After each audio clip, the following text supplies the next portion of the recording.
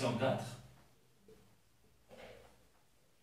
en injectant 4 dans l'équation 1, c'est-à-dire ici, vous avez dx x seconde sur dt seconde, c'est égal à quoi? C'est égal à qb sur m, d'accord, fois d de y sur dt. Alors d de y sur dt donné par l'équation 4, d'accord, c'est-à-dire fois moins qb sur m fois x de t, d'accord, plus un v0. Donc qu'est-ce qu'on va y avoir? On va y avoir moins qb sur m carré, d'accord, fois x de t, plus quoi? Plus une constante, c'est-à-dire qb sur m fois v0. D'accord? Fois un v0. Alors, ce qui veut dire quoi? Donc, ça, c'est une équation différentielle.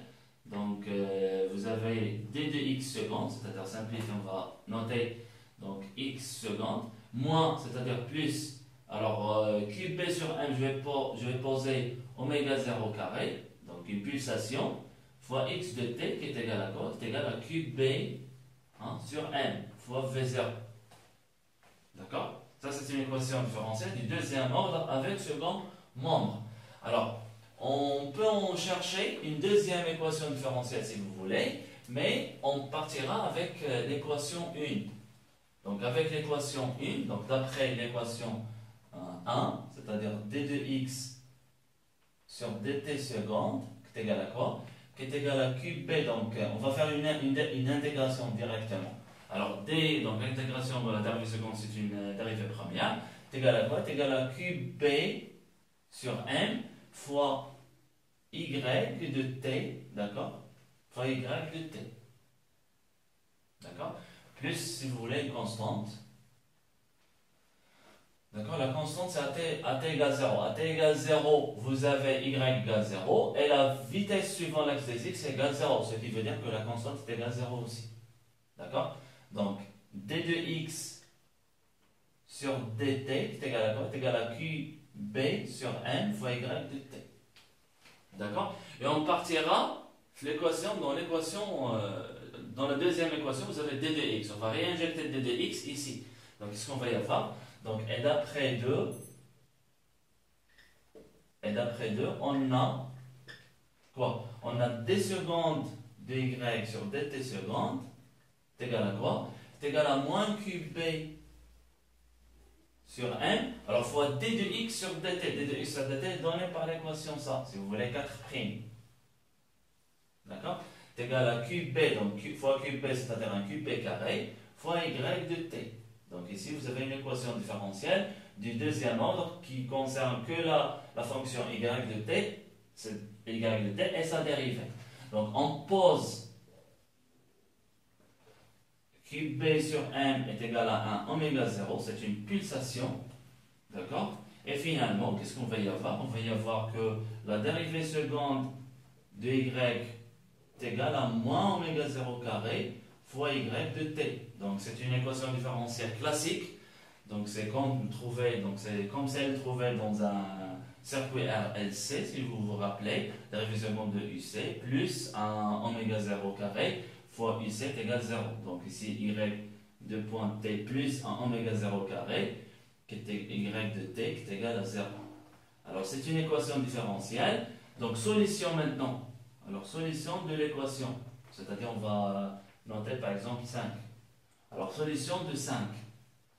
Alors, la solution de 5, elle est donnée par l'expression de y de t qui est égal à un y max, d'accord, fois un cosinus oméga 0 fois t plus une phase, phi, par exemple phi. Donc, pour déterminer yn oméga 0, donc oméga 0 on a déjà, donc c'est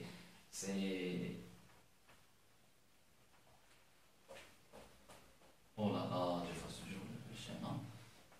C'est pas grave. D'accord? Alors, à t égale 0, c'est-à-dire on va profiter des conditions initiales. Donc, les conditions. Alors, pourquoi je travaille sur y? Parce que la vitesse initiale, c'est suivant uy, c'est-à-dire j.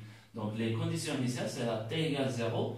Qu'est-ce qu'on a à t égale 0? Alors, y à t égale 0 est égal 0. Qui est égal à quoi? Donc, je vais substituer le t par 0, c'est-à-dire cosinus phi, qui est égal à ym fois cosinus phi. Alors dans une deuxième équation, je vais écrire ici la dérivée de y de t. Donc la dérivée de y de t, donc la dérivée d'un cosinus, ça donne moins cosinus. Donc y point à t égale 0, c'est-à-dire c'est v0, qui est égal à quoi? C'est égal à moins oméga 0 fois ym fois sinus, donc à t égale 0 toujours, sinus phi. Donc à partir de la première équation, qu'est-ce qu'on va y avoir? Donc on a cosinus phi est égal à 0, d'accord? Et la deuxième équation, qu'est-ce qui donne? Donc sinus phi, qui est égal à quoi? Qui est égal à moins, sinus phi est égal à moins v0 sur oméga 0 fois ym. Alors v0, oméga 0 et ym, le signe, on va voir le signe tout d'abord de oméga 0. Donc Q on a pris positif, B c'est suivant l'axe c'est positif, M c'est positif, ce qui veut dire qu'oméga 0 c'est positif. Y max c'est une amplitude maximale, c'est toujours positif, et V0 c'est positif. Donc ce qui veut dire que le sinus phi, il est négatif. Donc ce qui veut dire lorsque cosinus phi est égal à 0, donc automatiquement phi est égal ou bien pi sur 2 ou moins pi sur 2. Donc, qu'est-ce qu'on doit choisir? Sinus moins pi sur 2, c'est positif, c'est pi sur 2, mais on trouve que c'est négatif, donc automatiquement phi est égal à moins, voilà, pi sur 2. Donc, maintenant, si vous faites cosinus de moins pi sur 2, c'est cosinus pi sur 2, c'est 0. D'accord? Donc, phi automatiquement est égal à moins 1 pi sur 2. Alors, sinus moins pi sur 2, c'est moins pi sur 2, moins avec moins se simplifie, et sinus pi sur 2 est égal à 1, ce qui veut dire que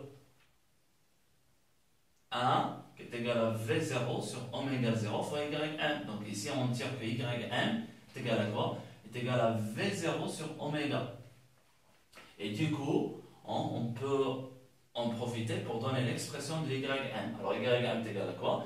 Est égal à V0 sur oméga fois un cosinus, alors oméga 0 c'est donné, c'est-à-dire cube b sur m, moins pi sur 2. Alors un cosinus, un alpha par exemple, moins pi sur 2, c'est un sinus. Donc c'est-à-dire V0 sur oméga, sinus, oméga 0 fois t. D'accord? Donc ici, donc détermination maintenant de x de t. Alors comment on doit déterminer donc, la coordonnée x de t? Alors à partir de quoi? À partir de, si vous voulez, on va faire une intégration ici. C'est-à-dire vous avez d de x à partir de 4'. Donc à partir de 4', vous avez d de x de t sur dt. Qu'est-ce qu'on a? Donc donne un cube b sur m fois y de t, c'est-à-dire v0 sur oméga fois un sinus oméga 0 fois t. D'accord? Donc l'intégration de x de t donne quoi? Donne x de t, d'accord? C'est égal à quoi? C'est égal à l'intégration. Alors ici, V0 cube b, donc vous avez cube b sur m, donc 1 sur oméga 0, c'est-à-dire oméga 0 carré plus une constante. Donc la constante, on la détermine à t égale 0. Donc à partir des conditions initiales. Donc à t égale 0, qu'est-ce qu'on a? Alors x de t égale 0, t égale 0, est égal à quoi? Est égal à moins ça, c'est-à-dire moins cube b sur m. Alors v0 sur oméga 0, cosinus 0 c'est 1, donc plus la constante, c'est-à-dire ça c'est la constante. Donc constante c'est égal à ça. Ce qui veut dire que ce qui donne x de t, est égal à quoi? Est égal à moins cube b sur m, v0 sur oméga 0 carré, d'accord? Fois un cosinus oméga 0 fois t, alors plus la constante, c'est-à-dire plus ça, c'est-à-dire moins ça, c'est-à-dire qu'est-ce qu'on va y avoir? Donc plus cube b sur m, v0 sur oméga 0 carré. Donc ce qui donne, si on va factoriser par cube b sur m, v0 sur oméga 0 carré, facteur de 1 moins cosinus oméga 0 fois t. D'accord? Ce qui donne quoi? Ce qui donne V0. Alors, on a dit que cube B sur m est égal à quoi? Est égal à oméga 0. Pas oméga 0 carré, mais oméga 0. Donc ce qui veut dire que oméga 0 sur oméga 0 carré donne V0 sur oméga 0 fois 1 moins cosinus. Donc on trouve la même forme de celle trouvée pour y de t. D'accord? Bien. Alors ça c'est x de t, donc ça c'est y de t, voilà, y de t. Donc ça c'est une relation de x de t. Alors on cherche maintenant z de t. Alors z de t, qu'est-ce qu'on a? On a d'après 3, d'après la relation 3, on a az, c'est-à-dire la dérivée seconde de z de t sur dt seconde égale 0, ce qui veut dire que la dérivée première de z sur dt est égale à une constante. Alors une constante à t égale 0. À t égale 0, à t égale 0, la vitesse suivant l'axe des z est égale à 0. Ce qui veut dire que la constante, elle est nulle.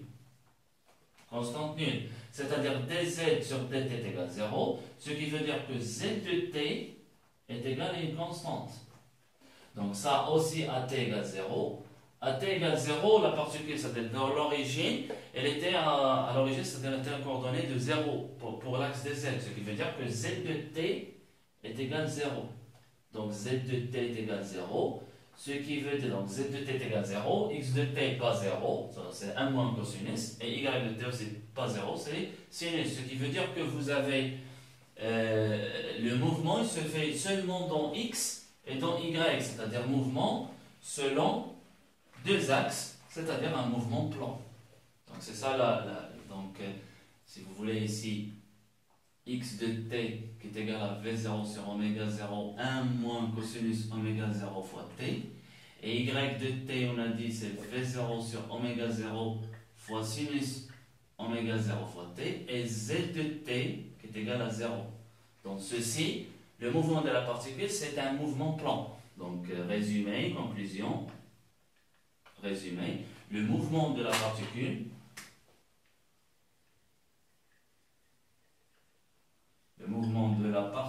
Q, de charge Q, est plan dans le plan X en Y, parce que ZT égale 0. Alors maintenant, un astérisque, équation de la trajectoire. Équation de la trajectoire. Alors, pour déterminer l'équation de la trajectoire, il fallait trouver, comme d'habitude, x en fonction de y ou y en fonction de x. On va poser x, un grand x est égal à x, alors moins, c'est-à-dire petit x, moins v0 sur oméga 0, et y est égal à y, est égal à v0 sur oméga 0, d'accord, fois un sinus oméga 0 fois t, et 6 fois, donc, qui est égal à quoi? Est égal à moins v0 sur oméga 0, cosinus oméga 0 fois t. On va soulever le tout au carré. Alors, x carré plus y carré, qui est égal à quoi? Donc, ça carré est égal à ça au carré plus ça au carré. Donc, ce qu'on va y avoir, on va y avoir v0, donc c'est v0 sur oméga 0, le tout au carré. Pourquoi? Parce que sinus 1, sinus carré plus cosinus carré est égal à 1. Donc, c'est-à-dire ceci, qu'est-ce qui donne? Donc, c'est l'équation d'un cercle, donc 5. Donc, cercle de coordonnées 0, 0, parce que x moins x, 0 c'est 0, donc moins x égale 0 c'est 0, donc ce qui veut dire que la trajectoire c'est circulaire. Donc, trajectoire, ce qui donne trajectoire circulaire. Parce que l'équation, donc changement de variable, donne trajectoire, donc trajectoire circulaire. Donc, en résumé, donc, si vous avez les deux axes, par exemple comme ça, donc ici vous avez Y, ici vous avez, bon, pour que Z soit entrant, donc je vais mettre ici Y et ici X. D'accord? Alors X, Y, c'est-à-dire que le champ magnétique, il est dirigé suivant l'axe des Z. Ce qui veut dire que lorsqu'une particule, comme ça va suivre donc, la vitesse donc, dans un champ magnétique qui règne dans une région donc avec QV est égal à 0, c'est-à-dire la particule va suivre cette trajectoire-là. Donc le centre par exemple O, d'accord, avec Q c'est positif. Si donc la charge Q est négative, c'est-à-dire qu'est-ce qu'il va faire? La particule va faire comme ça, c'est-à-dire va suivre donc dans le sens ici par exemple O'. C'est-à-dire toujours vous avez une trajectoire circulaire de la particule chargée dans un champ magnétique B, dans un domaine où règne un champ magnétique B. Alors maintenant on va passer pour déterminer.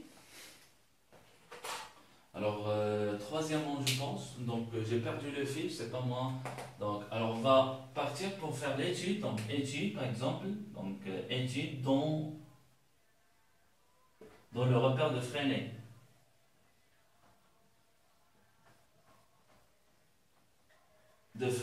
Donc le repère de Freinet, donc il suit la particule, donc je vais refaire le schéma. Donc on a dit ici, on avait Y, ici X, position du problème, donc les axes, donc la particule comme ça par exemple. Vous avez la vitesse, donc chaque fois par exemple la vitesse se trouve ici, donc ici. Donc la base de Freinet ici la tangente, tau par exemple, et ici le vecteur unitaire U, d'accord. Ici la particule, donc elle se trouve par exemple ici. Ici vous avez donc la normale et un rayon de courbure, d'accord. Alors l'étude dans le repère de Freinet, donc qu'est-ce qu'il donne? Donc on va revenir aux deuxième loi de Newton. Alors donne quoi? Donne donc la somme des forces, c'est-à-dire MA est égal à quoi? Est égal à la force. La force c'est QV produit vectoriel B. Ce qui veut dire que A est perpendiculaire à la fois à la vitesse et au champ magnétique. Alors comme B qui est égal à P suivant K, alors automatiquement A elle est suivant, c'est-à-dire elle est perpendiculaire à K. A est perpendiculaire à K, ce qui veut dire que A scalaire. Alors on continue. Alors ce qui donne la composante suivante AZ, c'est-à-dire donc A scalaire K est égal à 0, c'est-à-dire la composante AZ est égale à 0. Donc puisque la composante AZ est égale à 0, on sait que donc d de Vz sur dt est égal à AZ est égal à 0, ce qui donne que Vz est égal à une constante. Alors Vz est égal à une constante, donc la constante est déterminée à partir des conditions initiales, c'est-à-dire nous on n'a pas donné, c'est-à-dire Vz est égal à 0, t égale à 0, donc à t, c'est-à-dire Vz est égal à une constante, donc à t égale 0, donc Vz de t est égal à 0, t égale 0, est égal à une constante, donc la constante est égale à 0. Donc puisque la constante est égale à 0, donc Vz de t est égal à aussi 0. Alors et comme aussi Vz de t est égal à d de z de t sur dt est égal à 0, c'est-à-dire z de t est égal à une constante.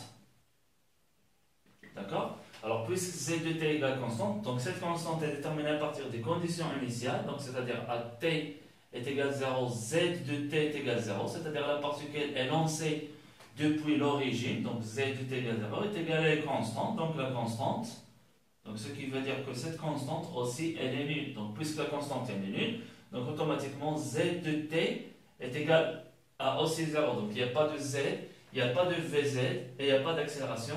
Il n'y a pas de vz et il n'y a pas d'accélération à z. Ce qui veut dire que donc, le mouvement il se fait dans le plan perpendiculaire à B. Donc dans le plan perpendiculaire au champ magnétique, parce que le champ magnétique il est suivant OZ. D'accord? Donc ça c'est l'axe Z. D'accord? Donc le mouvement de la particule se fait, d'accord, dans le plan perpendiculaire à, si vous voulez, à donc la direction du champ magnétique B. D'accord? Alors ça c'est d'une part. Alors dans d'autres parts, c'est-à-dire vous avez alors l'accélération dans le repère de Freinet, D'accord? Oh là là, j'efface toujours le schéma, donc c'est pas grave. Alors, dans le repère de freiner, l'accélération, alors dans le repère de freiner, alors on a l'accélération A, elle a deux composantes, c'est-à-dire l'accélération normale plus l'accélération tangentielle. C'est-à-dire l'accélération normale c'est V carré sur R, donc je vais prendre R majuscule, donc suivant la normale, donc plus l'accélération tangentielle dV sur dt suivant taux, c'est-à-dire tangentielle, c'est-à-dire si je reprends le schéma, donc on avait ici Y, ici l'axe des X, ici le champ B, et ici la particule, c'est-à-dire vous avez ici par exemple la vitesse, d'accord? Et l'accélération, elle est suivant la normale. Donc ici, si vous voulez, ça c'est N, et ça c'est l'accélération A, d'accord? Et ici vous avez donc la tangentielle, d'accord? Et ici on avait V0 tout au début. D'accord? C'est l'origine, et ici vous avez K. Alors, ce qui veut dire que, alors, je reprends le deuxième loi de Newton. Alors, deuxième loi de Newton dit quoi? Dit que MA est égal à quoi? Est égal à la force, c'est-à-dire QV, produit vectoriel, P. Alors, si on va jouer maintenant sur V, alors V, elle est suivant quoi? Elle est suivant la tangente, c'est-à-dire V, elle est égale à V suivant taux, c'est-à-dire V, elle est perpendiculaire à quoi? À N. Donc V perpendiculaire à N et V perpendiculaire à A. Ce qui veut dire que A, elle est collinéaire à N. D'accord? Alors ceci dit que A collinéaire à N, ça veut dire quoi? Ça veut dire que A, elle est portée par N. C'est-à-dire AN est égal à A suivant N. D'accord? Alors A est égal à A suivant N. Alors AN c'est quoi? C'est V carré. D'accord? C'est V carré sur R. D'accord? Suivant N. Alors ceci est égal à quoi? Est égal à aussi. Alors Q sur N. Donc on a déterminé l'accélération. C'est Q sur M, la masse. V vectoriel B.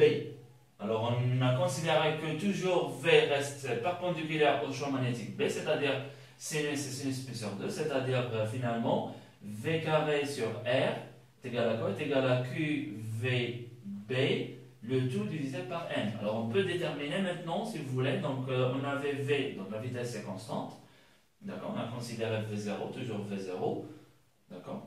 V0, ce qui veut dire en simplifiant par V0, on va y avoir R finalement est égal à quoi? Est égal à MV0, le tout divisé par Q fois P. Donc ça c'est le rayon, c'est-à-dire puisque la masse est fixe, la charge aussi constante, le champ B uniforme, V c'est constante, donc on détermine que, voilà, donc R c'est constante, c'est-à-dire puisque, donc si ça reste constante, c'est-à-dire le mouvement, ça va s'effectuer avec un rayon uniforme. Avec un rayon uniforme, ceci veut dire que le mouvement il est circulaire. Donc on a dit que le mouvement il est circulaire. Donc finalement le mouvement de la particule chargée dans un champ magnétique uniforme, d'accord? Dans un champ magnétique toujours uniforme et circulaire uniforme. Et vous devez rappeler toujours de cette relation parce que cette relation qui détermine le rayon de la trajectoire, c'est-à-dire de rayon si vous voulez, d'accord? De rayon R est égal, donc ce rayon il est fixe, est égal, donc il est déterminé par les paramètres de la masse, la vitesse aussi, et donc la charge et le champ magnétique, d'accord, en B. Donc cette relation qui nous permet de déterminer le rayon. Donc si on connaît le rayon, on peut des fois déterminer par exemple l'intensité du champ magnétique B. De toute façon, donc à partir de cette relation, on peut déterminer pas mal de choses, la charge, c'est-à-dire donc étant donné la vitesse, on peut déterminer, donc étant donné le rayon, la charge aussi, on peut déterminer hein, la valeur du champ magnétique en uniforme B. D'accord? Alors maintenant, on va passer à une application. Donc, application. La déviation, la détermination, si vous voulez, détermination de la déviation magnétique. Détermination de la déviation magnétique. Que l'on note dm, par exemple.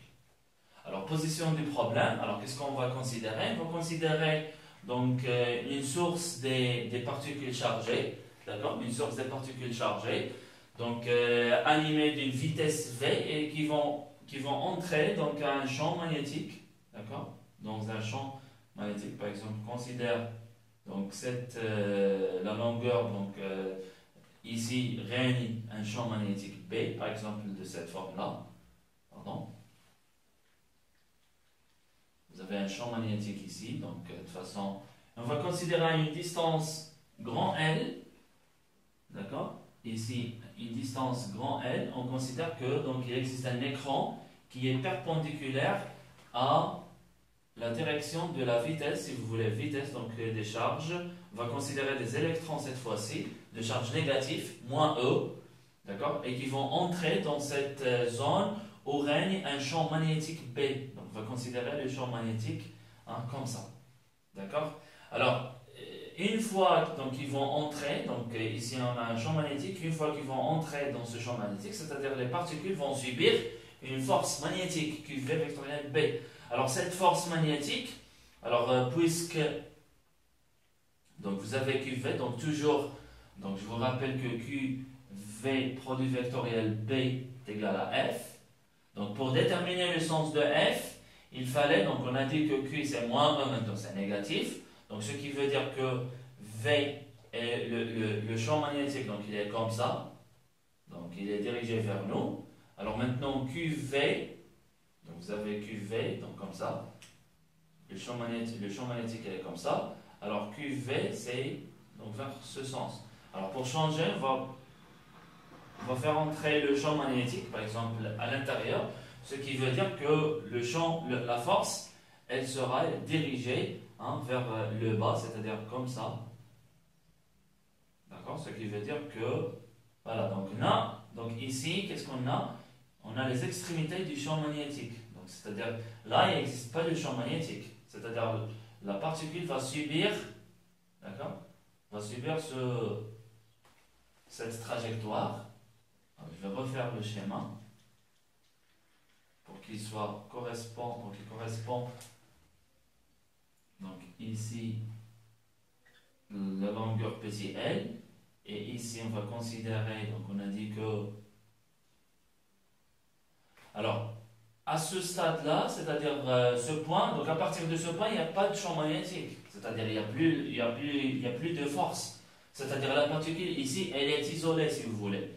Donc elle est isolée, c'est-à-dire elle va poursuivre une trajectoire, d'accord? Si vous voulez, rectiligne. Il n'y a pas de circulaire, d'accord? D'accord? Alors on a dit que, donc on va reprendre, donc le champ magnétique, donc il est entrant, c'est-à-dire QV0 c'est dans ce sens, parce que c'est moins E, négatif, c'est dans ce sens. Le champ magnétique il est dirigé vers, il est donné par le majeur, le champ magnétique donc il est entrant, donc ce qui veut dire que la force elle est vers le bas. Donc la particule elle va suivre une trajectoire de telle sorte, c'est pas vers le haut, mais vers le bas, d'accord? On va considérer donc ça c'est un point S. On a dit qu'à partir de S il n'y a pas de champ magnétique, c'est-à-dire la particule elle est isolée, c'est-à-dire elle va suivre une trajectoire en rectiligne. Alors la déviation magnétique, donc ici c'est le point P sur l'écran, donc la déviation magnétique, donc ici c'est O', ici vous avez le point O, donc c'est toute cette distance qu'on appelle déviation magnétique. Alors on extrapole la droite SP, donc de telle sorte que ici vous avez le rayon, bien l'angle alpha. Donc cet angle, il est égal à cet angle. Alors pourquoi? Parce que vous avez, alors puisque la droite OO', elle est perpendiculaire si vous voulez ici, C, est perpendiculaire à la droite OC, et que la droite SP aussi est perpendiculaire à SC, donc ce qui veut dire, donc, puisque ces deux droites constituent alpha, donc automatiquement ces deux droites constituent le même angle alpha. D'accord? Ce qui veut dire que les deux triangles O', ici par exemple I, on va prendre un point I, O'Ip, et le triangle OCS sont deux triangles semblables. D'accord? Ce qui veut dire qu'ils ont les mêmes angles, donc 90, alpha et alpha. D'accord? Alors les particules, on a dit qu'ils ont une masse, petit m, charge négative, donc ce sont des électrons. Alors l'étude, pour déterminer la déviation magnétique, on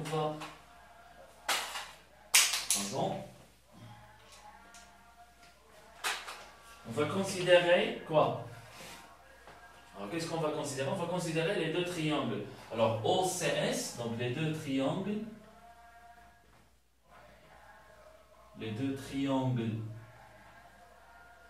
OCS et O'Ip. O'Ip. Donc ce sont deux triangles semblables. Alors ce triangle, donc en déterminant tangente alpha, donc pour le premier triangle, qu'est-ce qu'on va y avoir? Alors tangente alpha est égale à O'P, valeur algébrique, divisé, donc sinus divisé par un cosinus, c'est-à-dire par un IO'. Donc O'P c'est la déviation magnétique qu'on cherche. Sur IO', c'est toute cette distance, c'est-à-dire donc ça on a pris distance grand L, d'accord? Et ici un petit L, c'est-à-dire donc cette distance IO' est égale à L moins cette distance, d'accord? C'est-à-dire L moins OI, d'accord? Et dans donc ça c'est dans le triangle, ça c'est dans I, bien O'Ip, d'accord? Et dans ce triangle OCS, on a sinus alpha est égal à quoi?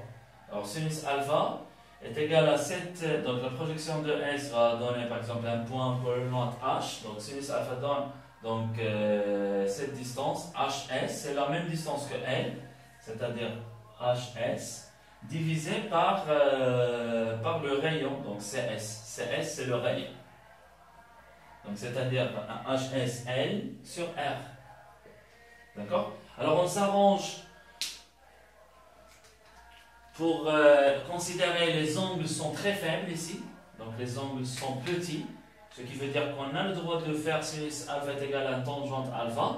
Et que la distance petit l, elle est très petite devant la distance grand L. Donc ici, hypothèse.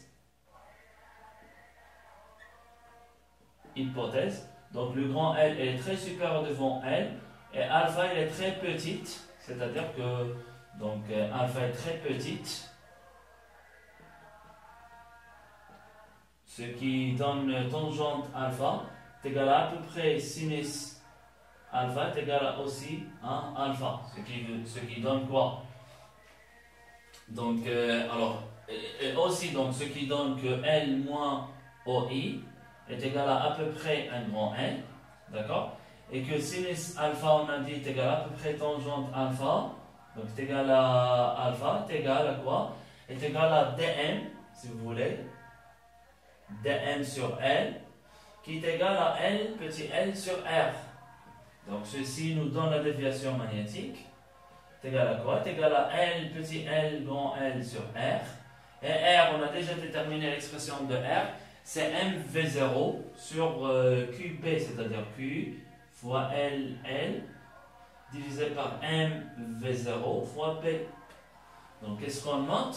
On note que la déviation magnétique, elle est proportionnelle, d'accord? Elle est proportionnelle au champ magnétique, c'est-à-dire à l'intensité du champ. Ça, c'est très important. Donc, plus la déviation, c'est-à-dire plus le champ magnétique, elle est intense, plus la déviation magnétique augmente, c'est-à-dire plus les particules vont tomber en un point P, de telle sorte que dm elle est plus grand. Donc, Q LL sur MV0 divisé par, donc, fois B, donc l'intensité du champ magnétique, donc c'est proportionnel, c'est-à-dire si vous voulez un alpha, c'est-à-dire si on détermine, donc ce sont des constantes, c'est-à-dire égal à un alpha par exemple en B. D'accord? Alors merci pour votre attention, donc à la prochaine.